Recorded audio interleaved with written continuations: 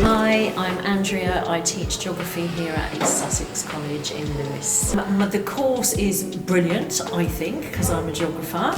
It ties into things that are occurring every day. We look at disaster management, which is always on the forefront, even more so now with the pandemic. We look at global issues. We look at how our land developed, like the coastlines that most of us now live on, and what the issues are with that. We also consider our sense of place in the world and the environment. What makes me, for instance, think about where I live different to how you would think about where I live. You know, do you want to go and live in a big city with bustling nightlife, although not in the pandemic? Or are you happy in this nice little rural idyll that we've got, you know, going down to the beach and collecting fossils all the time? We then move into the second year where again it's still global issues. We look at superpowers and how some countries have become more powerful and the rise over time. We explore our colonial past and what Britain has been doing in the world, why some countries now are so much more poor than other countries, and do we deliberately keep countries in debt to make our lifestyle better? We look at physical systems like the water system, how we can stop flooding. We look at the carbon system, and of course that all-important thing to do with climate change. So you'll get a really good rounded course that deals with issues that are happening right now, right in front of you, and it gives you transferable skills to take out into the future to study many different things. I've had students in the past go into international development, others have gone into ecology, disaster management. One of my students is doing at the moment. Another ex-student has just got an apprenticeship with the South Downs National Park looking at sustainability. I've even got one student who stayed on here to do a degree course because Lewes offers that.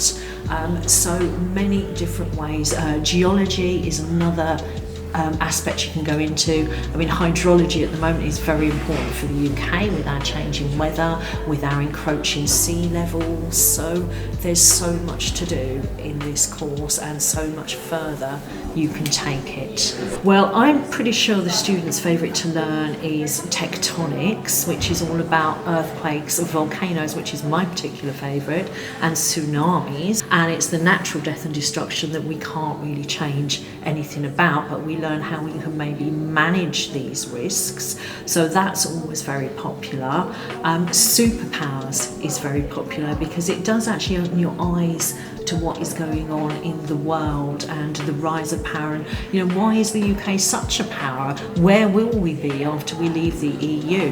What's happening with India and China? And in fact, this time last year, January this year actually, we were discussing this in the second year group, and we came up with several scenarios of what the world would be in future, and one of those was based on a global pandemic and how countries would become more isolated and not trade. And then sure enough, a few weeks later we were actually hearing stories of this, and by March we were in lockdown. So it's good because even looking at tectonics, which is something we can't change, we also look at things that are changing in the future. So very popular topics on both ends of the spectrum, physical and human. What goes really well with geography? Obviously politics, I think, goes brilliantly, especially if you're into the human geography side of things.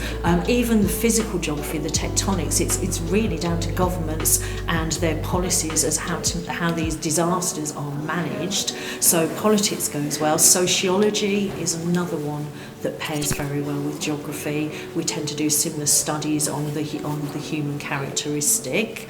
I would say biology goes well because you're looking at Earth systems and you're looking at life on Earth. Obviously any science subjects and mathematics always goes well also. Obviously we do local field studies. My first year's, this group in fact who are now my second years, were saying they'd rather do glaciation than coast, and I quite agreed with them, but then we took a vote on it and we all decided that we've got the coast on our doorstep. It seems the most logical thing to do because we can do field work there, and you do have to do a coursework project, and a lot of students choose to do coast or deprivation between their local areas. We have New Haven and we have Lewes, very different areas, very different classes of people.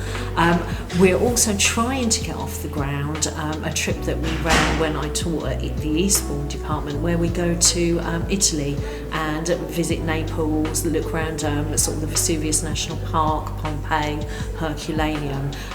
My other trip that I would love to do is Iceland. I have tried to set that up in the past, however it's always worked out a little expensive.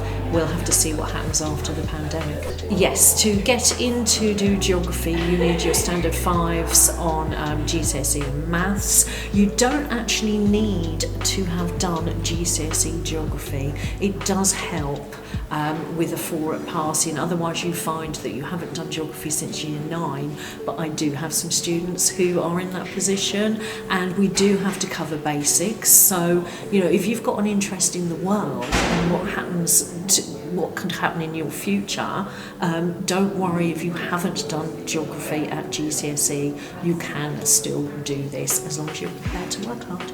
So we do 3 lessons a week of 1.5 hours each. If you're my unlucky group, you might get a double lesson. We have fun in those.